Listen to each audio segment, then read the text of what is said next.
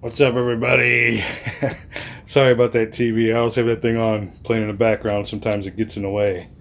But we are up against it, and we are on for a big game of Russian Front.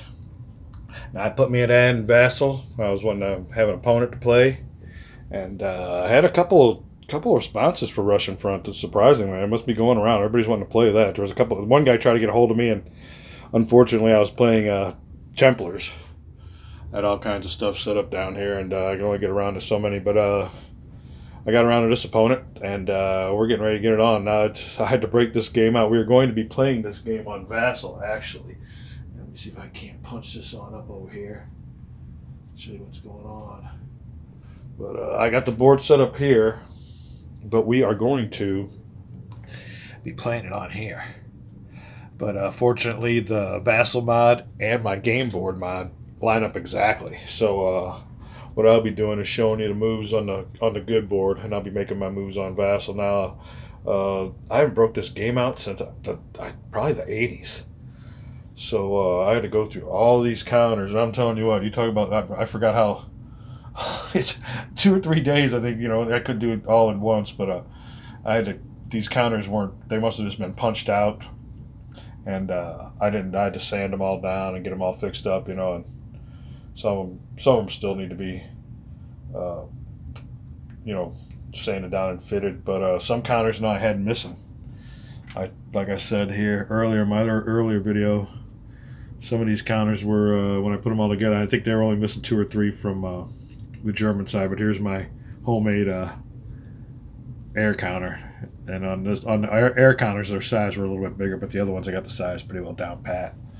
But I had to break this game out, and I didn't need to. Like I said, I could play it on the Vassal mod. But and another thing I did notice from the 80s are these little helpful hints that I made. These little things here, like 30 years old from when I first started, when I played this game, and I don't really remember too much about it. There's another one. They do help. They helped out a lot when I was reading them after I went through these rules. I mean, it's been about 3 days of reading these rules for these games. Oh, I don't know how Alexander does it on Player's Egg, but one thing I do like about this game is they have battle location markers. So you got to be in the same hex for a battle, not next to each other, and you apply hits. And when you get hits that equal their defense value, which is that second number, they're eliminated. And they'll probably retreat before them. But it's a really good mechanics. After I reading this over again, and some of it was familiar and most of it wasn't. I guess it's from getting old.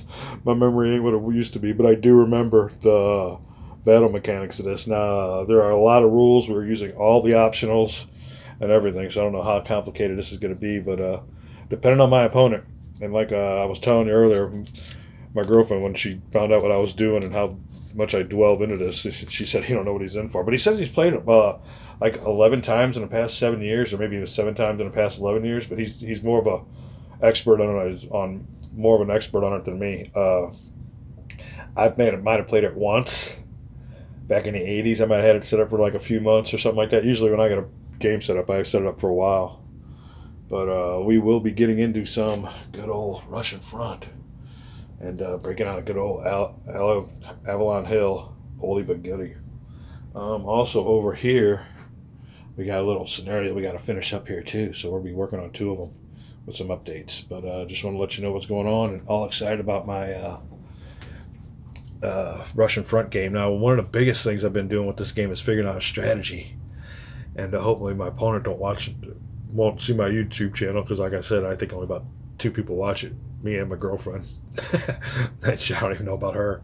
But I got a certain strategy going on, and to make a long story short, instead of using Army Group North to go north, and Central to go central, and South to go south, I'm just making my push on to Moscow, and 2 other armies are going to be used to protect my flanks. Once I get Moscow, I'll worry about spreading north and spreading south, but Moscow's the main objective. We are going to go north of the Pripyat Marshes, and this here is going to be like a little battle line through here. I might send some forces down here because there's some factories that need to be taken care of, but this will be my little line here up around here. I'm going to blitz this way. I'll let you know what's going on. But anyway, having fun down here in the war room section of Man Cave. Don't know how much I'll be able to do each time, and I still got some forces to set up. I still got Army Group South to set up and all the Romanians. But this is my setup for my blitz. And like I said, I'm going to try a different strategy than old nutcake and keep my forces together. I don't like splitting forces up. I don't want to send this force north, this force center, and this force south. All three of them are sticking together and heading towards Moscow. And we will be back with some more retro Russian front. All right, hello everybody. We are back, and we are joined by my little buddy. Hey, he's down there with Daddy because he's afraid of the storm. So say hi, Bubby. Look over. Say hi. Say hi. But anyway, I just wanted to give you an update on our Russian front game. I wanted to give you a little. I got my deployments all set. And as a matter of fact, I made my first move to battles. I'll go ahead and switch that screen here in a little bit. But here's what we got going on. Sent my moves to my opponent, and we're just waiting for his naval phase. So like I said, I'll update this right away and show you how I moved. I want to explain some of this though. I noticed a bunch of vast area where you can really get a good blitz going. They really didn't give me that much forces down here down south, and it looks like I can see a counterattack coming. He's going to want to get this oil field. All I can do really right now is delay. My job here is delay him here and make enough of a threat up here that he's going to pull forces out of here. So this is definitely open to a counterattack. What I do, you'll see when I do my deployment, let me zoom in here a little bit more, is I'll move these forces here down to so I can control his movements with my zones of control. I won't let him go by and make a break for that oil field without trying to make a stand. His best bet is to blow through that right away. If he's anything of a tactician, he'll just go ahead and threaten me, because if he gets these cities and knocks off some forces. Although, if I lose the Romanians and the Hungarians, it ain't that big of a deal. He's got one unit. I mean, who gives a shit? And so my German forces here are moving up north, joining that main group. Like I said, I don't like split my forces. He does have a nice stack here. Let me zoom in there real quick. Is that as big as it looks like? What was going on down there? Oh, that's all right. That's only 3 forces. I want to show you too. Also, I use these pennies as objective markers. You can kind of see them shining in there underneath. But them are objectives I got to go get to. The other little arrows are choke points for railway supplies. So if I can get those, if I can get these choke points right here, he'll be nowhere near this spot in here. I guess he'll be choked off. So then we'll be working our way east. But that's the plan. Keep everybody, all my armor, everything's just going toward this little pincer right here. North, like I said, north of the Pripyat marshes, straight to Moscow. Grab that, solidify my flanks, and then I can go ahead and make pushes north and south, instead of doing what the original plan was, where they sent the group north, center, and south. So we'll give it a try. It's all for fun. This is what it looks like, and we will show you the movements and the combats. Be right back. Okay, then we are back, and we have the order of battle set up here. I'll go ahead and zoom on in. I only got one thing going on up here at Finland. I got the old forces going in there trying to capture that city there. I'm holding off on my attacks here. Now, a key thing for me to do is get this railroad junction here, because that'll give me one more capacity in my railroad capacity. One more unit capacity, I guess is what I'm trying to say. But this is just my ground movement. There is no battles taking place yet. I mean, there's the battle markers. And another thing is, I love these battle marker little deals they got here. Shows where the battle is. That way it don't clutter up the table. And I think a lot more, I'm a big fan of the way they do this battle list, because you can go over here to the old battle location card, and you got everything set up here. The way I got it set up is the defenders on the left and the attacking unit. You have to decide which unit wants to be the attacking unit. This is an easy way to do it. I mean, here, I'll show you. I'm incorporating all this from Vassal. You can see on the Vassal mod, you just keep them on there.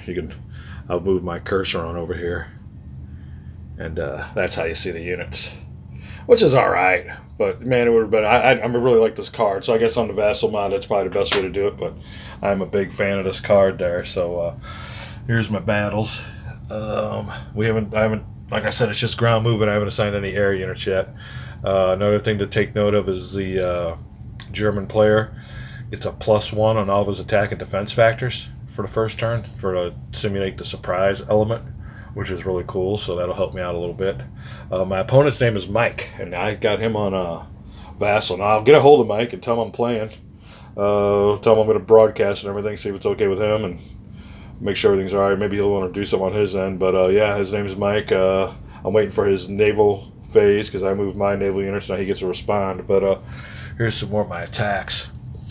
These reserve units are infantry, and they can go ahead and later on in the phase after everybody's moved, it gives them what's called an how am I trying to put this? At the end of the turn, after these after all the attacks have happened, the armor units get to move again. It's called exploitation. Now, infantry can do it too if they got reserve markers on them. So I have a capacity of using 3, but I only use 2. I don't have nobody else in reserve right now. So these are infantry waiting for, in other words, these are infantry waiting for holes to break on through. They have a movement factor of 6. So I can get them out there 1, 2, 3. Now, my opponent wisely put armor back here to stop me from going too far. You can see his little zones of controls. All right, you know, hats off to a competent opponent.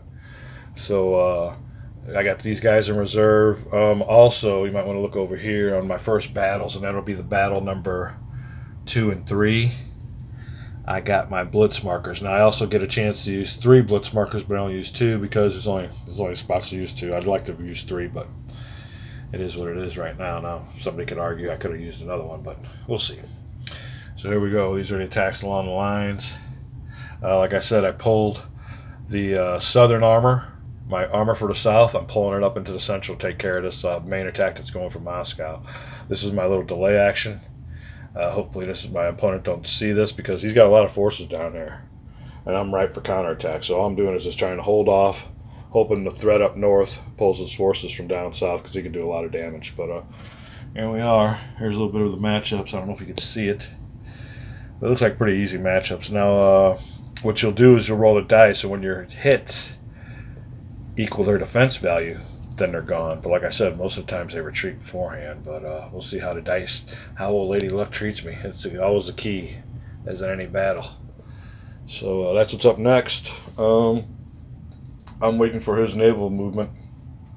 We'll go over here and show you. My only naval movement was to move my fleet outside of, what is this here? It's a big city, I should know it, Mermel.